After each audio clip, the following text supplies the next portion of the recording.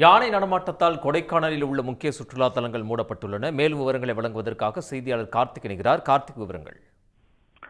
நிச்சயமாக. அதாவது கொடைக்கானலில் கடந்த 3 நாட்களாகவே கொடைக்கானலில் இருக்கக்கூடிய இந்த பேரியம் ஏரி பகுதியில் யானை கூட்டமானது முகாமிட்டிருந்ததன் காரணமாக கடந்த 3 நாட்களாகவே பேரிஜம் சுற்றுலா தலங்களுக்கு செல்வதற்கு தடையானது விதிக்கப்பட்டிருக்கிறது.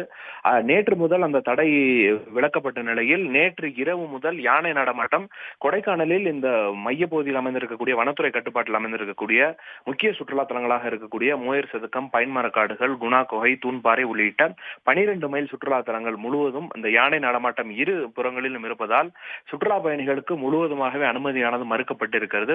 மேலும் இந்த சுற்றுலா தலங்கள் மறு அறிவிப்பு வரும் வரை சுற்றுலா தலங்கள் மூடப்படும் என்று வனத்துறை சார்பாக தெரிவிக்கப்பட்டிருக்கிறது. மேலும் இந்த யானை நடமாட்டம் தொடர்ந்து இருபுறங்களிலும் அதிகமாக இருப்பதால் அதனை விரட்டும் பணியில் தற்போது வனத்துறையினர் ஈடுபட்டு வருகிறார்கள். சுமார் 50க்கும் மேற்பட்ட வன பணியாளர்கள் இந்த யானையை விரட்டும் பணியில் ஈடுபட்டு வருகிறார்கள். மேலும் யானை விரட்டப்பட்ட பிறகே சுற்றுலா பயணிகளுக்கு அனுமதி வழங்கப்படும் என்று வனத்துறை சார்பாக தெரிவிக்கப்பட்டிருக்கிறது. மேலும் தொடர்ந்து யானை கூட்டங்கள் நகர்பகுதிக்குள் வராமல் இருப்பதற்கு தடுப்பு நடவடிக்கைகளையும் தற்போது வனத்துறையினர் முடுக்கிவிட்டிருப்பதாகவும் தெரிவிக்கிறார்கள். மேலும் இந்த மறு அறிவிப்பு வரும் வரை சுற்றுலா பயணிகளுக்கு அனுமதி இல்லை என்றும் அவர்கள் தெள்ள தெளிவாக கூறியிருக்கிறார்கள். கார்த்திக், விவரங்களுக்கு நன்றி. உடனுக்குடன் செய்திகளை தெரிந்து கொள்ள சன் நியூஸ் பெல் ஐகானை கிளிக் பண்ணுங்க.